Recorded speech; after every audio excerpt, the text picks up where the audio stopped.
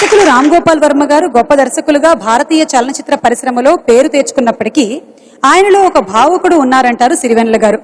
శివ చిత్రంలో బాటనీ పాఠముంది పాట నుండి అంతం చిత్రంలో నీ నవ్వు చెప్పింది నాతో పాట వరకు అదే అభిప్రాయం శాస్త్రి గారిది. తొలిసారిగా ఓ అమ్మాయి పరిచయంతో జీవితంలోని అనుబంధం, మమత, ప్రేమానురాగాలు అనే భావాలకి పరిచయమైన ఓ కరుకురాయి లాంటి కథానాయకుడు తన మనసును ఎలా ఆవిష్కరించాడో అనే విషయాన్ని అంతం సినిమాలోని ఈ పాటతో అలతి అలతి మాటలతో మనసైన భావాలతో వివరించారు శాస్త్రి గారు. ఆర్డి బర్మన్ గారి స్వరకల్పనలో శాస్త్రి గారి సున్నితమైన భావాలకి ప్రాణం పోస్తూ బాలు గారు ఆలపించిన ఆ పాటని మన కోసం ఇప్పుడు పాడడానికి వేదిక మీదకి ఆహ్వానిస్తున్నాము ఎస్పి బాలసుబ్రహ్మణ్యం గారిని.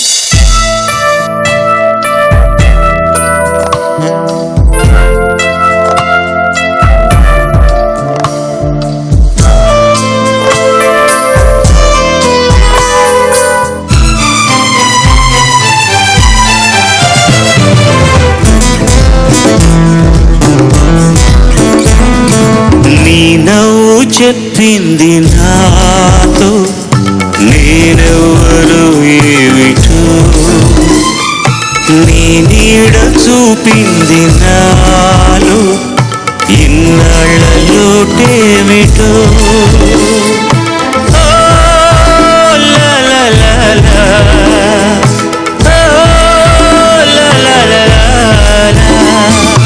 నీ నవ్వు చెప్పింది నాతో నేనెవరు ఏమిటో, నీ నీడ చూపింది నాలో ఇన్నాళ్ళలోటేమిటో.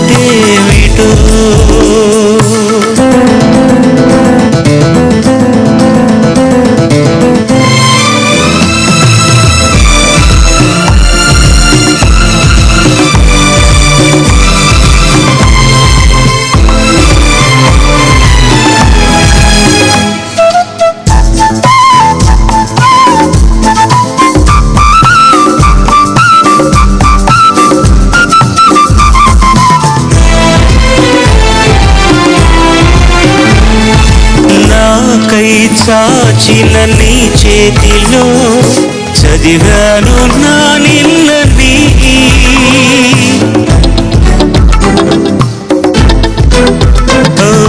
నాకై చాచిన నీ చేతిలో చదివాను నా నిన్నని,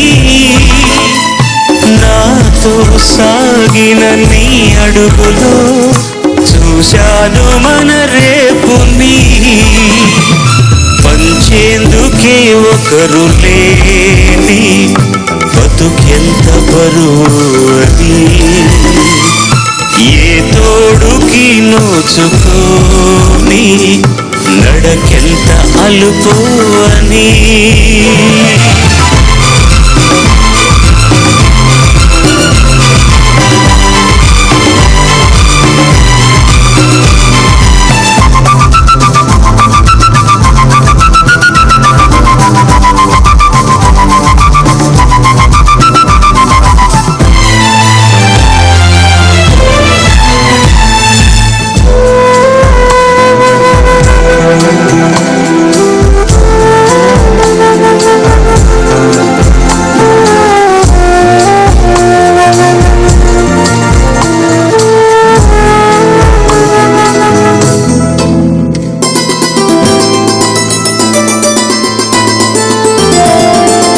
నల్లని నీ కనుపాపలలో ఉదయాలు కనిపించని,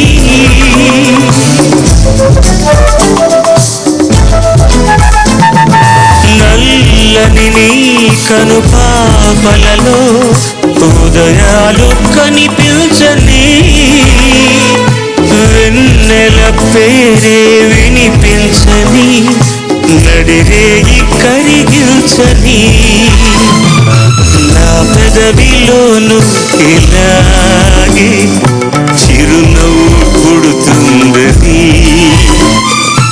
నీ సిగ్గు నా జీవితాన తొలి ముద్దు పెడుతుందని.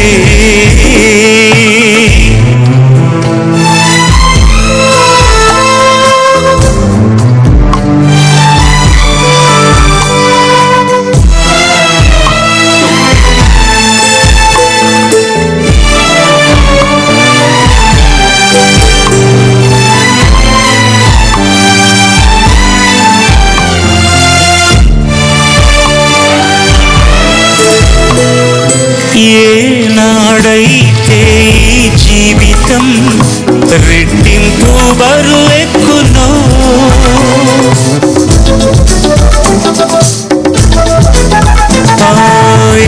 ఏనాడైతే జీవితం రెట్టింపు బరువెక్కునో, తను మనసు చెరి సగమని పంచాలి అని పిలుచును. సరిగా అదే శుభముహూర్తం సంపూర్ణమయ్యేందుకు మనమే మరో కొత్త జన్మం పొందేటి బంధాలకు.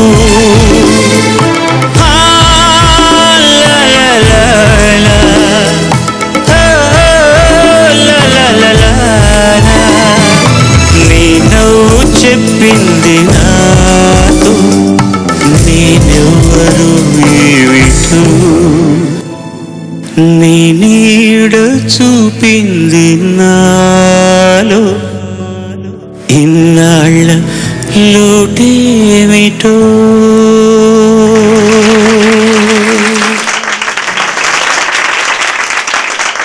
సున్నితమైన భావాలతో, లోతైన భావాలతో సీతారామ శాస్త్రి గారు ఎంతో కరెక్ట్ గా చెప్పేసి సుతారంగా పాడారు సార్. మీరు ఎంత అందంగా పాడారో. బా, వాడు పైకి వెళ్ళిన వాడు చాలా అందంగా చేశాడు. ఆర్డి బర్మన్ అనేవాడు. వీడు అంతకంటే అందంగా రాశాడు పాట. పాడడానికి నాకేంటి తక్కువ, ఏం గాడ అంటారు తెలుగులో. ఇంత అన్నం అందంగా కలిపి అరిటాకులో వడ్డిస్తే తిని తినడానికి కష్టమే ఉందమ్మా.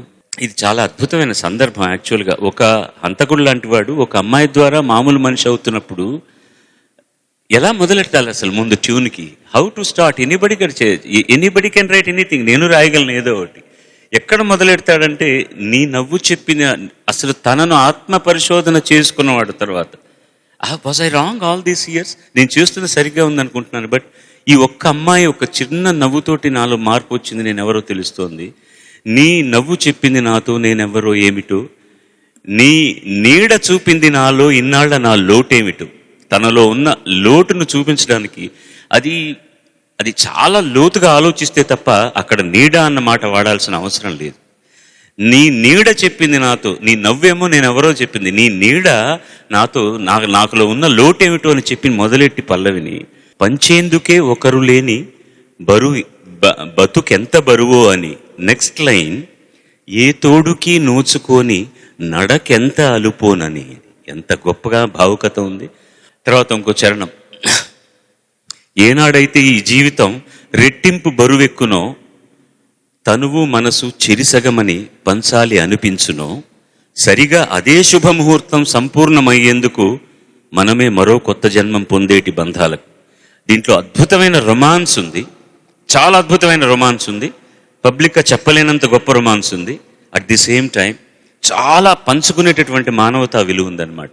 జీవితం రెట్టింపు బరువు ఎక్కినప్పుడు ఈ బాధలతోటి బాధ్యతలతోటి if there is somebody who can share it, బరువు తగ్గుతుంది. అదే అందంగా చెప్పబట్టాడు. దాన్ని మళ్ళీ శృంగారంతోనే చెప్పాడు.